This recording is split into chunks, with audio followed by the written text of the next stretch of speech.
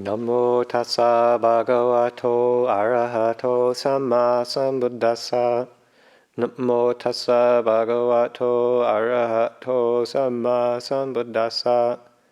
Namo tassa bhagavato arahato samma sambuddhassa. Buddhang dhammang sanghang namasami.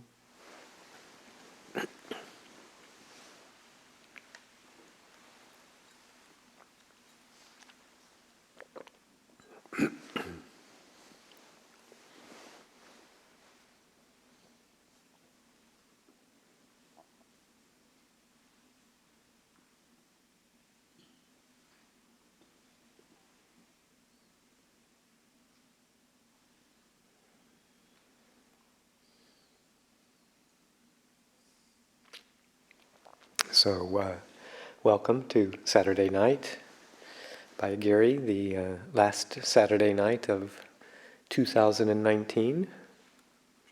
And it's a special day. We've got the gathering crew for the winter retreat.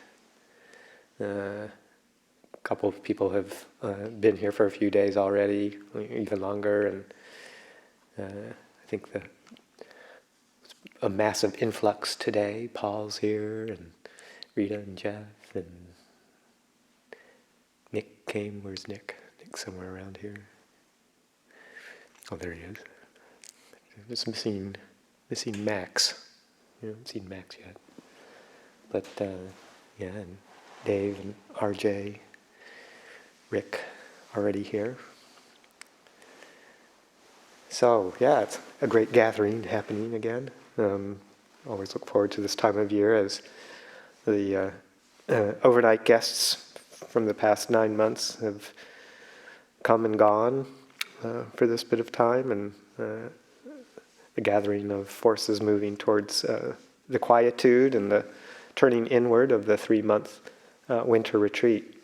Looking forward to that very much. Time to move into more solitude and quiet with the kindness and generosity of the retreat crew coming to support us for this period.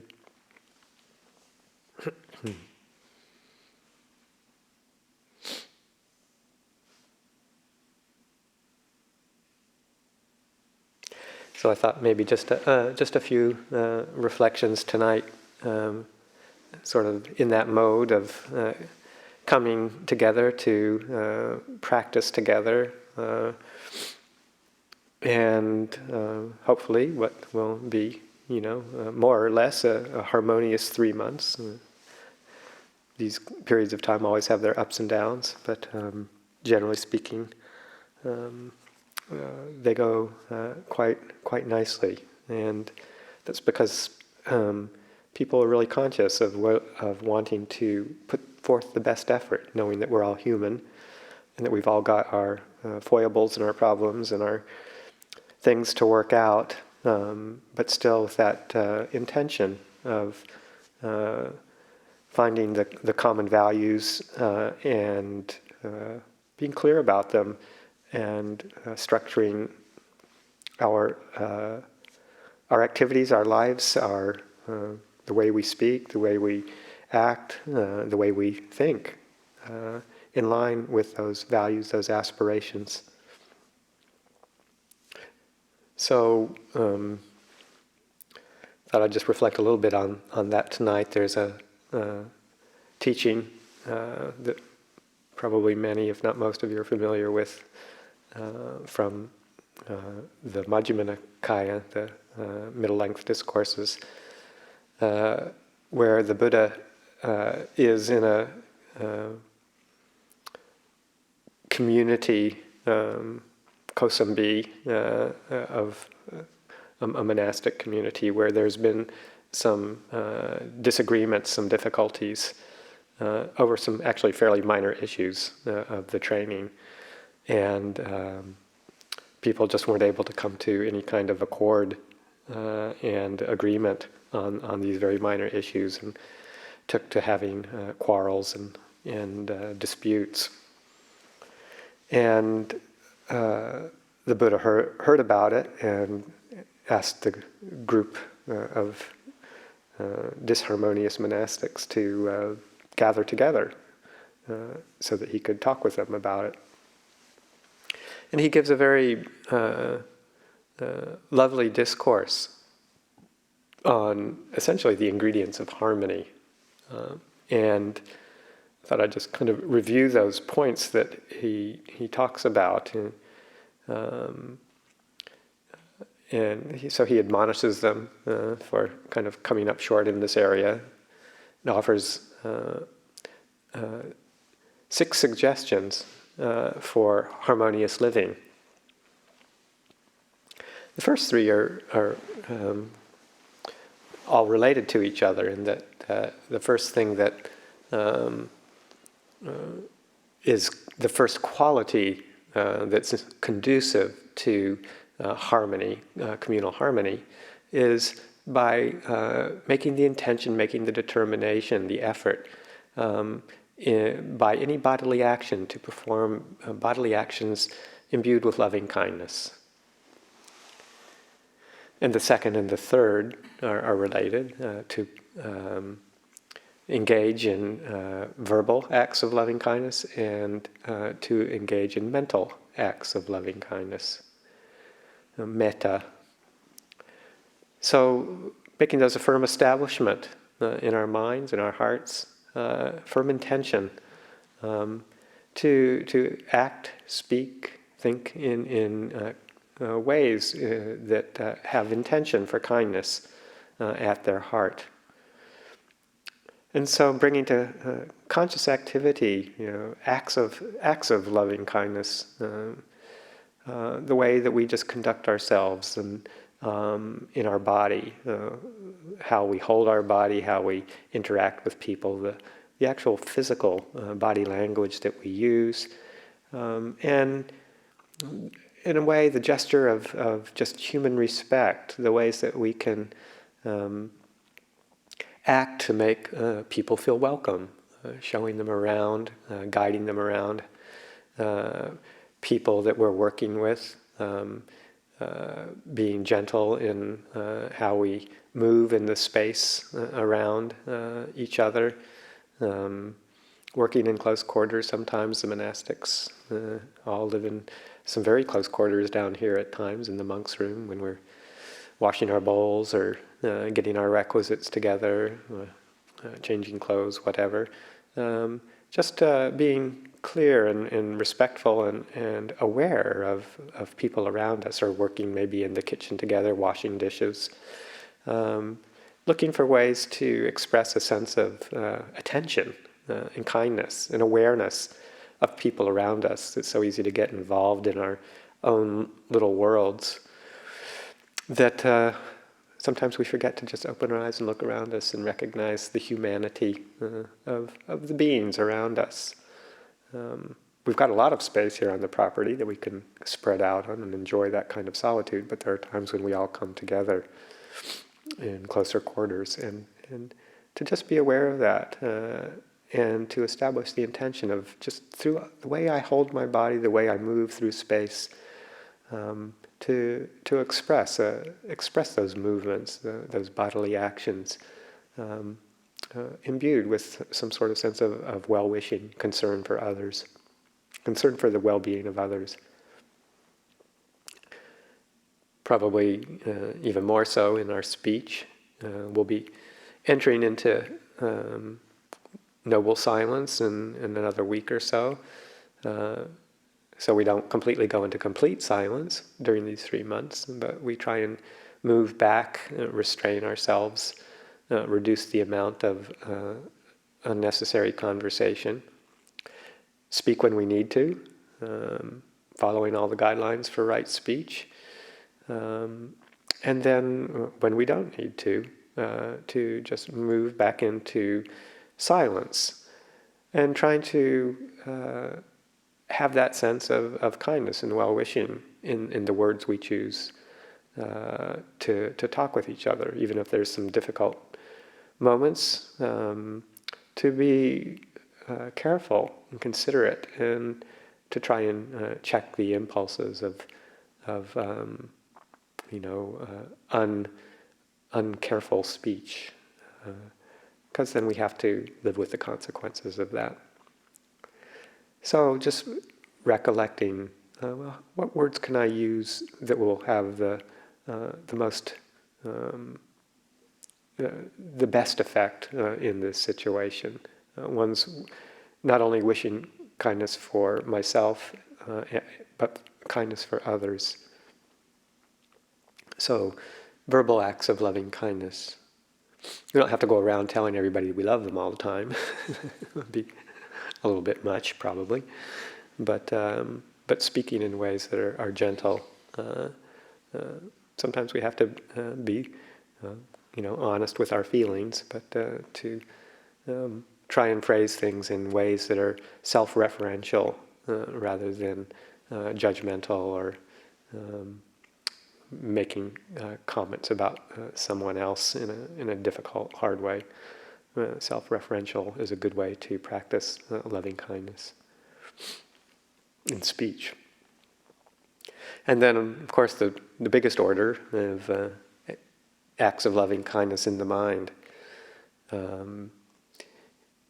I think if we're doing it in speech and body, we're doing pretty good. That's kind of the bottom line.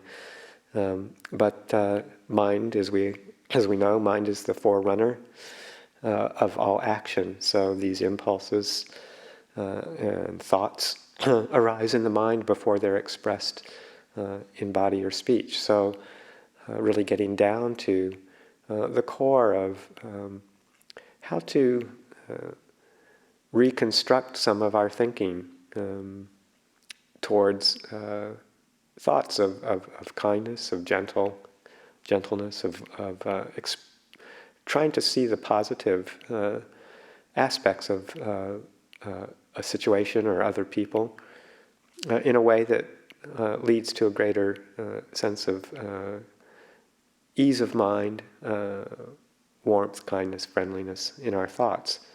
And if we can start there, then the other two follow much more naturally. So this is a training that we really have to, actually, most of us anyway, speaking for myself, have to consciously take up, because it's so easy and habitual to get into negative trains of thought. It's kind of much easier to follow that route than it is to develop a sense of care, gentle, kind thinking. But we can retrain ourselves. I think there's in the past, 20, 30, probably 30 years or so, there's been a technique of psychotherapy that's been, I don't know if it's newly developed, but at least brought to the fore, called cognitive retraining, which is basically just realizing that the state of our minds can be affected very strongly by the actual content of our thoughts, and that we can restructure those. And that's actually a very core component of the Buddhist teachings from more than 2,500 years ago. That was part of his therapy for us all, was realizing that what we, to quote from one of the teachings, what we frequently think about and ponder about becomes the nature of our mind.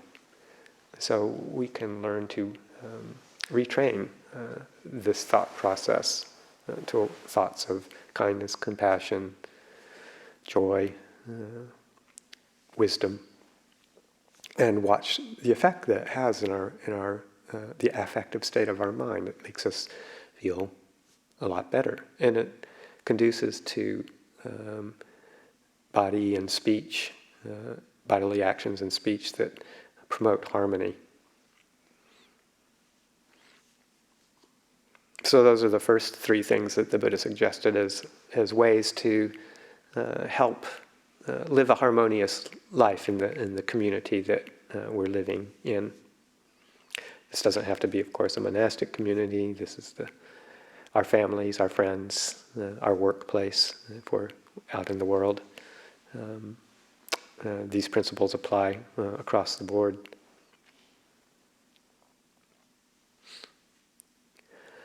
Buddha also said to this group of people that he was talking to that another way to increase and experience harmony is by acts of generosity to each other, being aware of requisites that come our way, and sharing them freely with each other, not holding back. If one has sufficiently what one needs and has excess, then one shares. And even if one doesn't have everything that one needs, but realizes that others don't as well, one can still also share things out, so that there's a sense of everybody looking out for each other. And he says even the contents of one's alms bowl. So even in the realm of food, we're attentive to making sure that people get what they need. There was, I think, a practice that happens here at times. My most recent memory is with Ajahn Titapanyo and Ajahn Kachana would regularly come back to the dining hall with their bowls of food and exchange something with each other, giving something over that they think the other person might appreciate. So sharing the content from their alms bowl with each other. A very lovely gesture. We can practice that in less formalized ways. If we're the first in the food line, there's a few things that look like particularly nice and appealing, then maybe those of us who are at the head of the line can pass something by, leave it for somebody who's further down the line. Sometimes that's a lovely practice to take on, so that we ensure that other people get a bit of those kinds of things as well. Or, we're just watching our minds. That if, in breakfast or whatever, always, thinking, okay, well, Tanrakito, he's work monk and he doesn't usually come in until 7:20 or 7:25 sometimes because he's busy putting things together. Maybe I'll put something aside for him that he might like, or anybody else, and just pull that out as an example. So thinking of ways that we can offer what we've received, share with others, and keep others in the forefront of our mind. With all of our requisites, we have a pretty communal system here, so that any requisites that come in generally go straight to the stores unless they're specifically intended for an individual by one donor. But they go into the stores, and when a person has a need, they make a request from the store's monk. And if we have the right requisite, then just based on that particular need, the requisite is provided. We don't kind of make a practice of waiting at the door when a donor drives up and watching to see what it is that they're going to offer and try and get it. That's not the way we work here.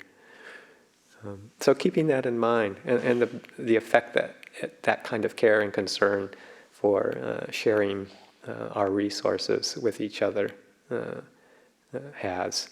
It leads to a sense of, well, when we have enough and when we have plenty, which is most of the time, then everybody receives equally. And if we don't receive enough of any one particular thing, then care and concern is taken to how that is distributed or used based on need. And that way everybody has a sense of trust with each other too, that we're not going to be taken advantage of, that we don't have to go around and feel competitive or get what we want quickly before somebody else gets it. So we just adopt that as an ethic, sharing generosity, and see the effect that it has on the mind. Individually, it really feels good. It's a relief not to have to enter into that world of competition, and then the community can live at peace with each other.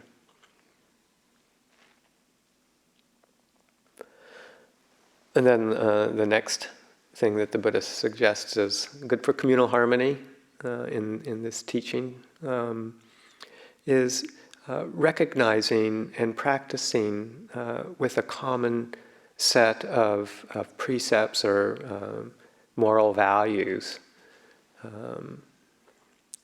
And from, at times needing to clarify those with each other. What is our value system that we're living by? Are we in agreement with this? Are we in harmony with this? The basics, of course, are the 5 precepts, the non-harming actions, the restraint from harming other creatures and stealing and lying and taking advantage of an inessential way, or and then, of course, the 5th precept of not taking intoxicants that cause us to break the other moral precepts. But also in the monastic community, or in actually the lay community in the monastery, the 8 precepts, including some of the more renunciate ones to simplify our lives. And in the monastic community, the 227 precepts that we abide by, and really looking deeply into those, talking about them. We spend 3 months every year meeting a few times a week to clarify, to understand, to deepen our appreciation of the precepts and what their intentions are, not just the rules themselves, but the intentions behind them. And to discuss areas where there may be differences of opinion and interpretation, to clarify. So we put a lot of attention, and I think it has very good results. We put a lot of attention into defining these values, not only the precepts, but the values behind them. Well, what does abiding by these particular precepts in this way, what result does that have in our minds? And does it fit in with our value system of developing a sense of peace of mind based on generosity, morality, restraint, non-acquisitiveness, all of these qualities that we know gladden the mind and also contribute to the communal well-being. So examining those moral values, the values that train us in virtue, and seeing the effect that it has on the people that we live with. And coming to a common understanding of those. The 6th one that the Buddha, the 6th thing to consider that the Buddha talks about for communal harmony is having a common view that is leading to liberation. The view, having in common with each other the view that is what he calls noble and emancipating. And this was referring to the right view of the Noble Eightfold Path, such that we have this common understanding of what it is that we're here for, the basic core of what the teachings are all about and why this community is organized around trying to understand those and practice those. And the Buddha says that of those 6 causes for communal harmony, this 6th one is the most significant, the most important, to have that common goal, that common understanding of right view, essentially the view of the Four Noble Truths, the Eightfold Path, that there is a way leading to the ending of all suffering, and an understanding of the basic tenets, the principles, and the aspiration to realize that. He goes on further from that last one too, to elaborate in a way of, like, what are what are some things to consider around our inner world for someone who does have this, who possesses this noble view that is leading towards liberation. And he calls these, or they're referred to in other places as, in the commentaries, I think, as the reviewing knowledges of someone who has entered the stream. And these are a series of reflections that one who is aspiring to fully manifest this noble right view. These are some recollections and considerations to think about and to ponder from time to time. And I find myself really gaining a lot of benefit from bringing that up from time to time, and was doing that earlier today. So it's a really useful way of reflecting to see how close we are anyway to understanding this right view that leads to communal harmony if we all hold to it. And the first thing that the Buddha suggests is that a person who has this right view, or is aspiring to have this view, reviews and asks themselves the question of is my mind obsessed with anything such that it would detract me from realizing the fruits of this path? Is my mind obsessed with sensual desire, sensual craving? Is my mind obsessed with ill will, aversion? Is my mind obsessed with dullness and drowsiness and inattention and laziness? Is my mind obsessed with agitation, restlessness? And is my mind obsessed? Is there an obsession with doubt as to what I'm doing with this path, the path of practice particularly? Is my mind obsessed with speculative views about this world, other worlds, metaphysical speculations? And do I obsess with that? And lastly, is my mind obsessed with views and opinions leading to dispute, to disharmony? As I think the Buddha probably included this one particularly for the occasion that he was talking to this group of monks about. So are there, all of these conditions, are these present in my mind in such a way that it leads to confusion, cloudiness, and a very, very non-peaceful, agitated state of mind? And if the person reviews that and finds that the mind is free of sensual craving, free of ill will, free of all the hindrances that we just talked about, the 5 hindrances, free of obsessions, of views, particularly ones that lead to disharmony and difficulty, strife, then one can say, okay, so far anyway, I'm in accord with the noble, the view. Another one of these reviewing knowledges is to ask oneself, okay, in that instance, with a mind, at least in these periods of time, and may not be all the time, but in periods of time when the mind is free of these obstructions, of these obsessions, does the mind tend towards and incline towards stillness, towards serenity, towards peacefulness? And that's a reviewing knowledge that the person can reflect on, ask themselves. Positive answer is a good thing. Indicates that they are moving towards possession of this noble right view, getting the results that one would hope for and expect in terms of peace of mind.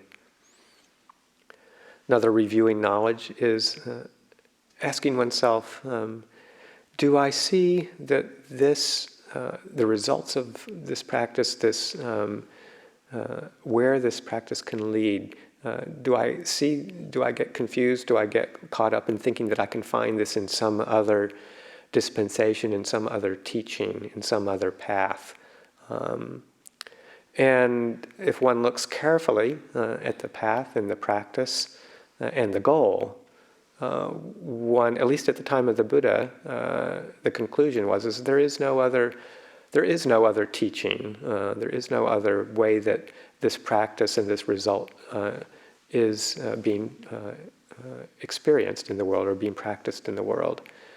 It's only in this particular set of teachings. And the Buddha is careful because in the scriptures themselves, he never says, "My way is the only way." This path, the Buddhist path, is the only way towards freedom. He said, but if complete liberation is your goal, then whatever teaching or practice or religion you're following, it has to include the Noble Eightfold Path. We don't have to call it Buddhism. In fact, he didn't really call it Buddhism in his time. That was a later accretion. But whatever the religion calls itself, whatever the name, if it doesn't have all the factors of the Eightfold Path, then it won't take you to the same goal. It's just that logical. There's a certain goal this path of practice can take one to, and there's a path that includes all of these eightfold, all of these eight factors. So one can review that and say, do I have any doubt in my mind that this particular exposition of teachings, this path that's delineated, do I have any doubt about that? And I think that's where, he doesn't explicitly say it in this sutta, but it's a corollary to what the Buddha refers to as one of the primary factors for sotapanna, for entry into the stream, certitude of where one is at with the Dhamma, in that it's this unshakable confidence in the Triple Gem, unshakable confidence in the Buddha, unshakable confidence in the teaching, the Dhamma, unshakable confidence in the Sangha. So that we know through our own practice, through our own development of the mind, through our own understanding that's come usually over a long period of time, that what the Buddha taught does indeed lead to liberation, that that the teaching itself is something to keep working on developing, and we have a lot of faith, confirmed faith, that the practice itself leads to the goal. And the unshakable confidence in the Sangha that there are beings that follow this path to complete freedom, and that we can learn from them. So this sense that what we're doing has a result, and that this is a path that will lead us to that result. So one reviews that to help establish oneself in this noble right view.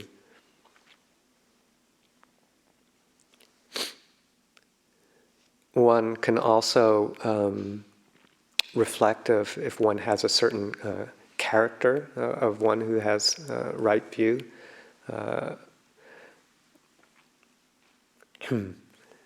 The one who has this character is one who is very sensitive to and very aware of when one does break a precept and causes some harm or breaks one of the training precepts in the monastic community. And that it's not that it's impossible to break a precept, particularly when one is not mindful or not thinking clearly. But as soon as it's recognized, as soon as it comes up in the mind, there's this urgency to make it known, to not conceal it, to find someone else to mention it to. That there's this real sense of conscience that arises when one does fault and break a precept.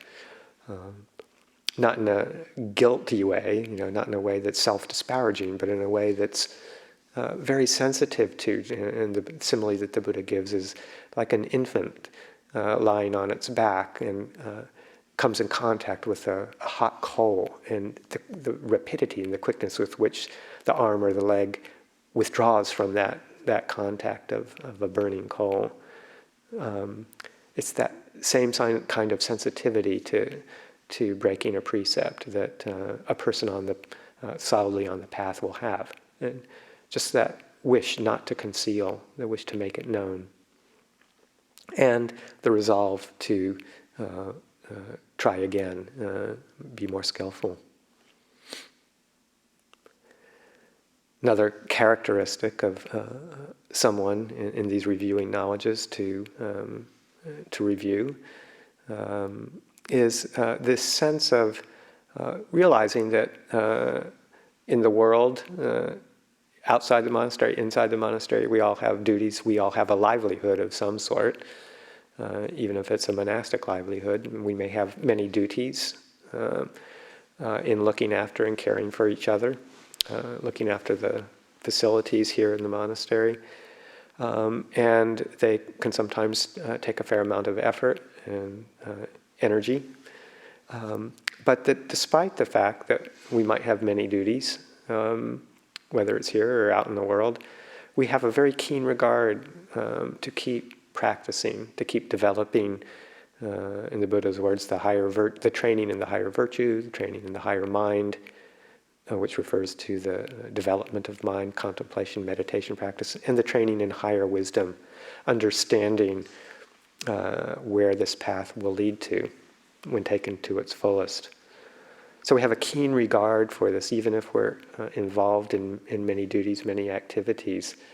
We always come back to what it is that is our highest aspiration, and the trainings that are involved in attaining that. Keep referring back to that in the times that we aren't engaged.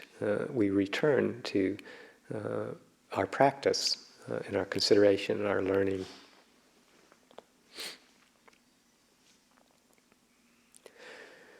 Another one of these reviewing factors is when we do have the opportunity to listen to Dhamma teachings, hear others talk about that, engage in skillful speech around the practice of Dhamma, and one could extrapolate that to reading and studying, that one attends very carefully, and that one's attention is fully with what it is that's being shared, what it is that's being talked about.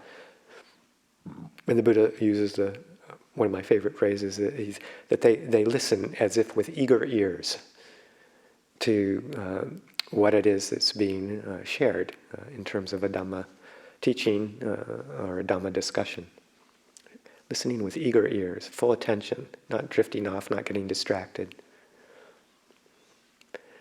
Which, means that, of course, that at its base, there's this sincere interest, this sincere aspiration to understand, and a full engagement with that. That's a sign of somebody who's possessed of this right view.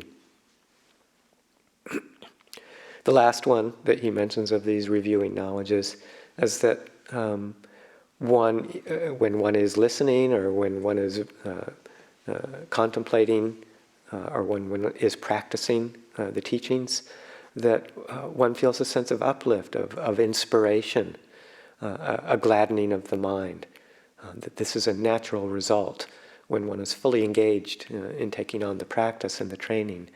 That there is a real sense of joy that arises from this, from our gradual understanding, our gradual development of peace of mind as we relinquish all of the obstructions, the drives, the aversions, the difficulties, the hindrances, to this more stable, solid way of experiencing life in our inner world. So a sense of inspiration, a sense of uplift, is that present? So I find these, reviewing knowledges really useful to go through from time to time, just to check it out. Where do I experience these qualities? Do I experience, at least at times, freedom from the hindrances and the serenity and the peace of mind that comes from this and the contemplative practices? Do I have an unshakable faith in the Triple Gem, and that this is the path that will result in what the Buddha says will happen if I follow this path completely? Do I, have a sensitivity to the slightest breaking of a precept, a breaking of an agreed upon standard? Do I have an appreciation for the practice, even though I'm involved in doing busy things during the day? Do I take delight in listening attentively and becoming inspired, feeling inspiration from the teachings? So reviewing those periodically to see if I need to put attention in some place. So going back to the original teaching, if we have these reviewing knowledges with the purpose of developing a common goal, a common view that leads us towards freedom and peace, if we practice together communally and try our best to act and speak and think in words of actions of loving kindness, well-wishing, keeping others' best interest in our hearts, if we share freely what we have with each other so that no one is left without, if we have in common these values of non-harming, of simplicity and harmony, then all of these things combined together will help ensure not only our own inner well-being, but the communal well-being as well. And I'm hoping that these are some words that can help serve as a starting point for the beginning of our 3-month retreat and working together towards understanding maybe a little bit more some of the teachings and where we can take them in our practice. So one last time to welcome all the returnees for this year's retreat and all the new folks for this year's retreat. And we'll be gathering tomorrow afternoon to come together to figure out what needs to happen and kind of start pulling it all together for the retreat this year. So welcome everybody, and glad to see you and all the people who came from elsewhere. Nice to have you here, and hope you come back.